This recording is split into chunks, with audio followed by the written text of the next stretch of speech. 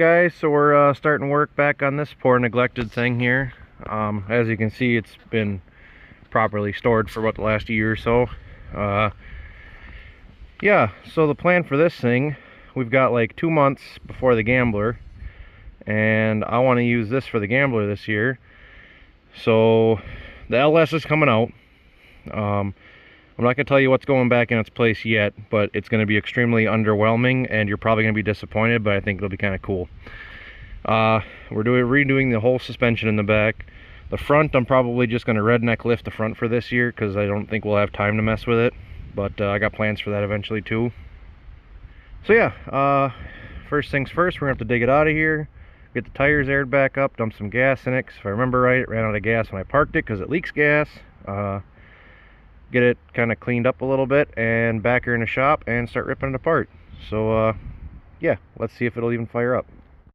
So I'm currently stealing 100 octane out of the Poland truck here, Oscar, because I'm too lazy to run down to the gas station and get 5 gallons. So why not use the $5 a gallon gas in the vehicle that leaks? It'll be fine. All right, let's see if this thing's gonna fire up. I know when I parked it here, it was kind of crabby, but I think that was because it was out of gas. So if it does start, we need to move quickly before it runs out of gas.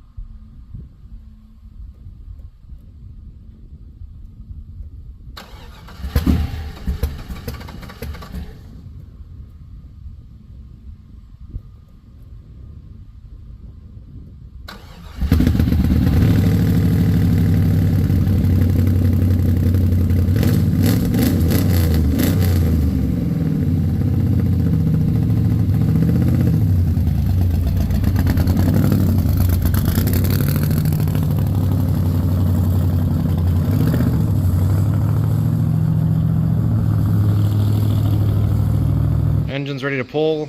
Pulled the transmission out, but I made a mistake. I forgot I don't have a cherry picker here right now, and I don't feel like pulling this out with a forklift because it takes a little finesse to get it out of there. So yeah, gotta grab a cherry picker after work tomorrow, and then we can yank that out. Then I think I'll pull the rear end out of it. Actually, no. Yank that out, drag it outside, pressure wash everything off, because I don't know if you noticed, everything's a little melty on this side because it was on fire.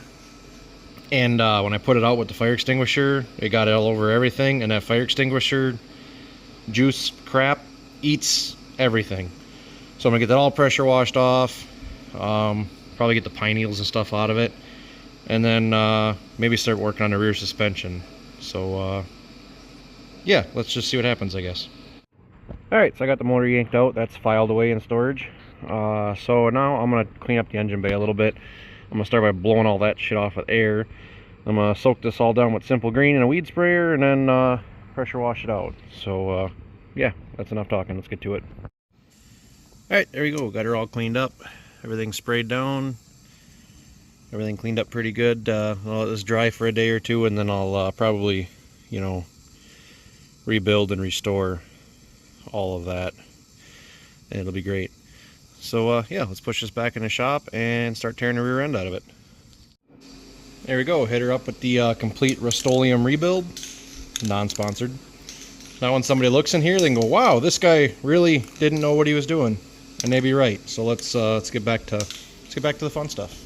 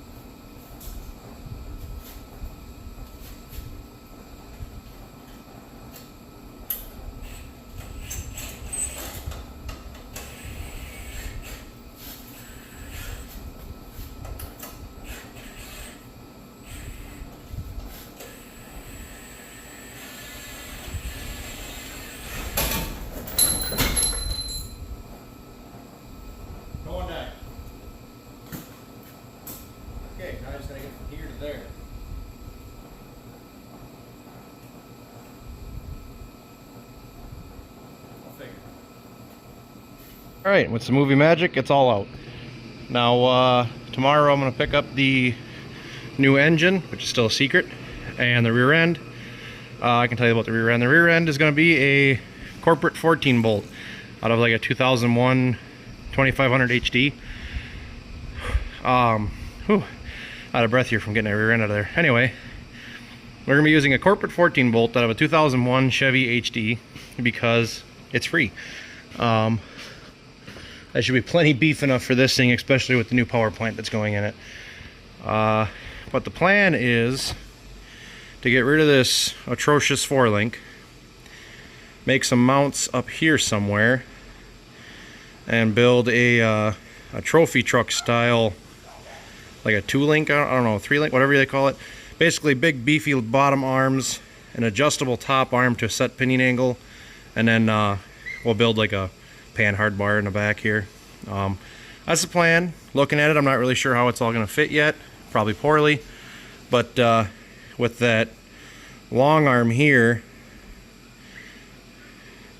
yeah, I'm not sure what I'm going to do. We're going to get the rear end, we're going to throw it up here, and then we're just going to start building shit. So, yeah, follow along and see if I succeed or not.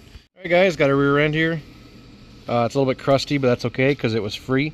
There's a hole in the rear cover here, so we'll get to get a new one of those. Cut all of this shit off of here. It needs all the brake components, but the axle's free, so that's okay. Aside from the axle, we've got our engine. This mighty powerhouse right here is a 1980s 6.2 liter diesel GM engine. They make 130 horsepower and I think 210 foot-pounds of torque or something. She is a beast. Now, the reason we took the LS out and we're putting this in is, for one, fuel economy. I feel like driving this car all over the place when it's done. So this will probably get us around 20 miles to the gallon, to be completely honest, if I'm nice to it. Also, I've got a pile of parts for these, and they're dead simple. You feed them fuel and air and they just run. It just works, which when we're out beating on this thing out in the middle of nowhere, it'll be nice to have a nice, simple, reliable engine plant for them. So yeah, that's the engine, the big secret. 6.2 liter GM diesel.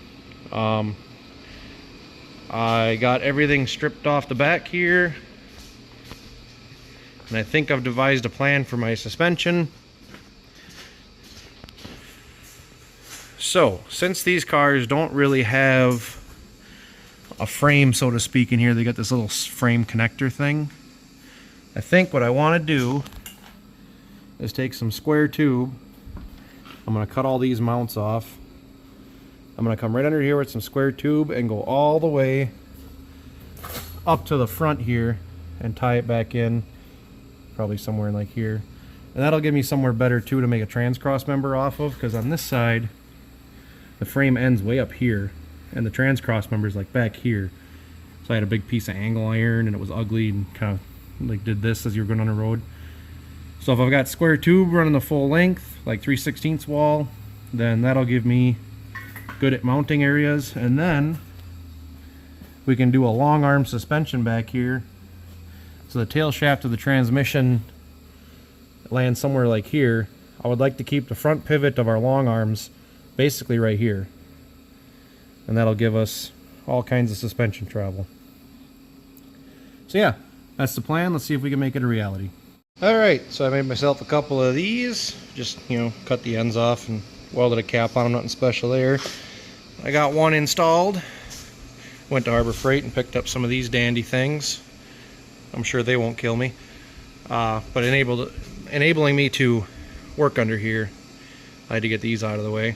So, got that welded in. Oh, I gotta triple pass that yet. I did a rut, forgot to triple it. Anyway, got that welded in. Front and back. Solid. Now I'm going to reposition the hoist back under here, move the jacks to the other side, and do the same thing over there.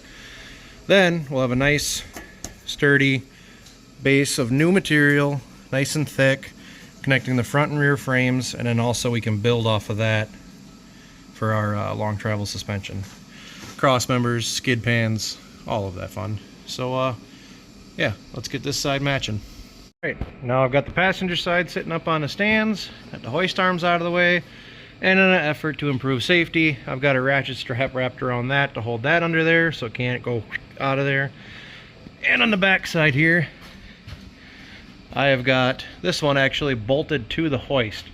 So that shouldn't be able to come out of there anywhere. And yeah, we're gonna keep going. Also, ignore that flag over there. I know it's controversial or whatever. My brother hung that up like 7-10 years ago. I haven't taken it down because it's buried over there. Ignore it. I will take it down, I swear. Anyway, moving on. Alright guys, there we have it. The old B-body here is now officially a full frame car. It technically was before, but I don't count that thin sheet metal C-channel as full frame. But anyway, now we can actually get to building suspension. Let's get to it. Well there, after many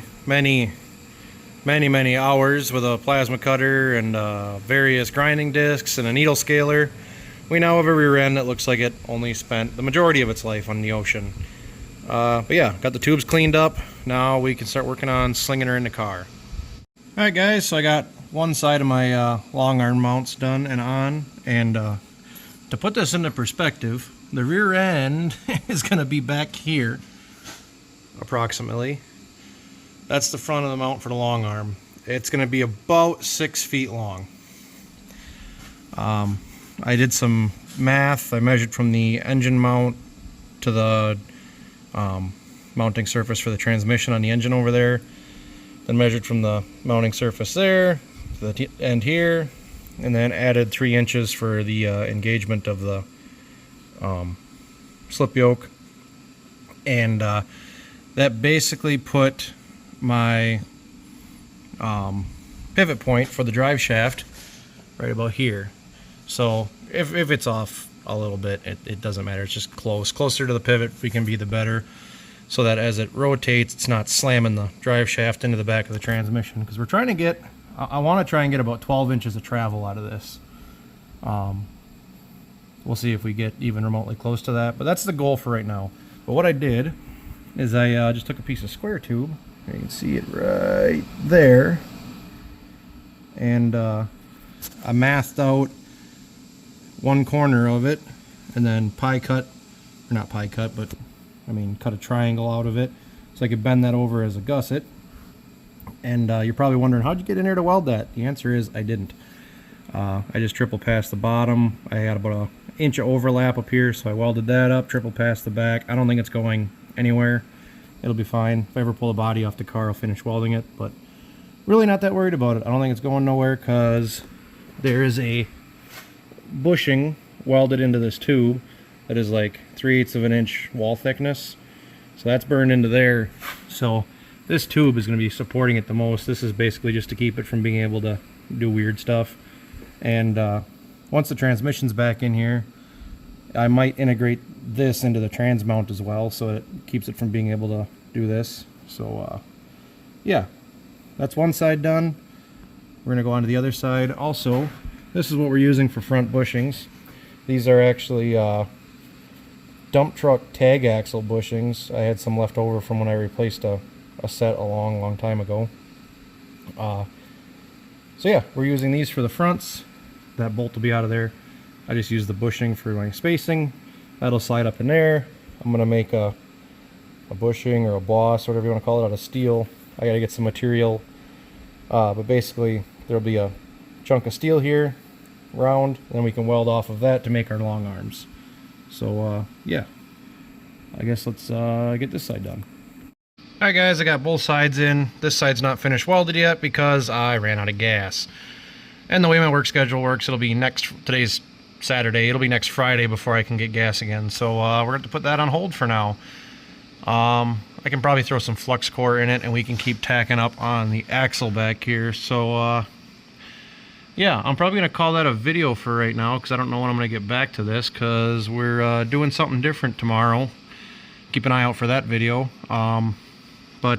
Yeah, so I'll work on getting that axle slung back here and try and get some more stuff to update you with in the next week or so, but that's going to be it for now. Thanks for watching. Like, comment, subscribe. Thanks again.